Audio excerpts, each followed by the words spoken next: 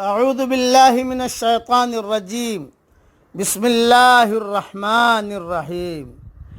سورہ نوح کی آیتیں پڑھ رہا ہوں، آیت نمبر 10، آیت نمبر 11، آیت نمبر 12۔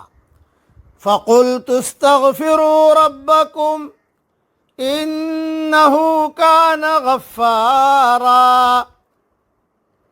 اور میں نے کہا، یعنی نوح علیہ السلام نے کہا، اپنے رب سے اپنے گناہ بخشواؤ اور معافی مانگو، وہ یقیناً بڑا بخشنے والا ہے۔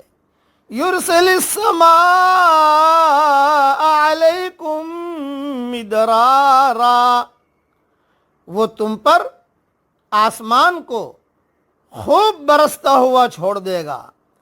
وَيُمْدِدْكُمْ بِأَمْوَالٍ وَبَنِينَ وَيَجْعَلْ لَكُمْ جَنَّاتٍ وَيَجْعَلْ لَكُمْ أَنْهَارًا،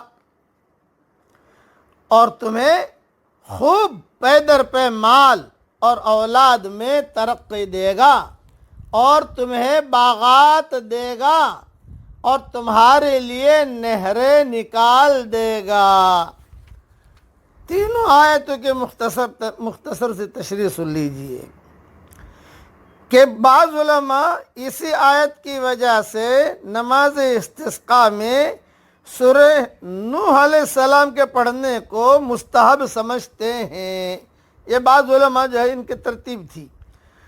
مروی ہے کہ حضرت عمر رضی اللہ تعالیٰ عنہ بھی ایک مرتبہ نماز استسقاء کے لیے ممبر پر چڑھے تو صرف آیت استغفار، جن میں یہ آیت بھی تھی، پڑھ کر ممبر سے اتر آئے اور فرمایا کہ میں نے بارش کو بارش کے ان راستوں سے طلب کیا ہے جو آسمانوں میں ہیں، جن سے بارش زمین پر اترتی ہے۔ علامہ ابن کثیر نے یہ روایت لکھی ہے۔ حضرت حسن بصری رضی اللہ تعالیٰ عنہ کے متعلق مروی ہے کہ ان سے آ کر کسی نے قحط سالی کی شکایت کی تو انہوں نے اسے استغفار کی تلقین کی۔ کسی دوسرے شخص نے فقر و فاقہ کی شکایت کی، اسے بھی انہوں نے یہی نسخہ بتلایا۔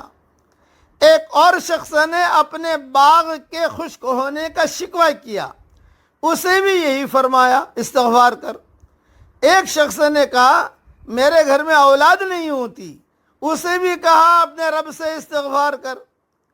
کسی نے جب ان سے کہا کہ آپ نے استغفار ہی کی تلقین کیوں کی، تو آپ نے یہی آیت تلاوت کر کے فرمایا میں نے اپنے پاس سے یہ بات نہیں کی، یہ وہ نسخہ ہے جو ان سب باتوں کے لیے اللہ تعالیٰ نے بتلایا ہے۔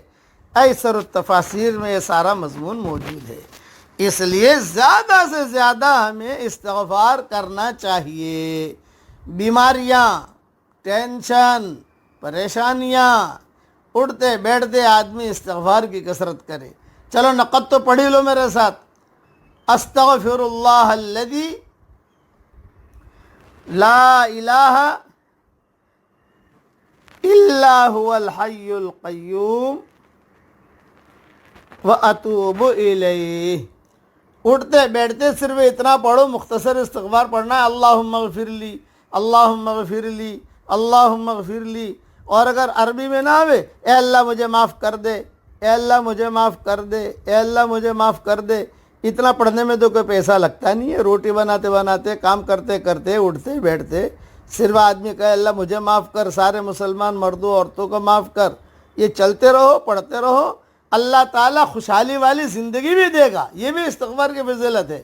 یمتعکم متاعا حسنا الی اجل مسمی، یہ بھی سورہ ہود میں اللہ تعالیٰ نے فرمایا ہے۔ اس کی تفسیر بعد میں بتاؤں گا انشاءاللہ۔ اللہ تعالیٰ ہم سب کی ساری پریشانیوں کو دور فرمائے، آمین۔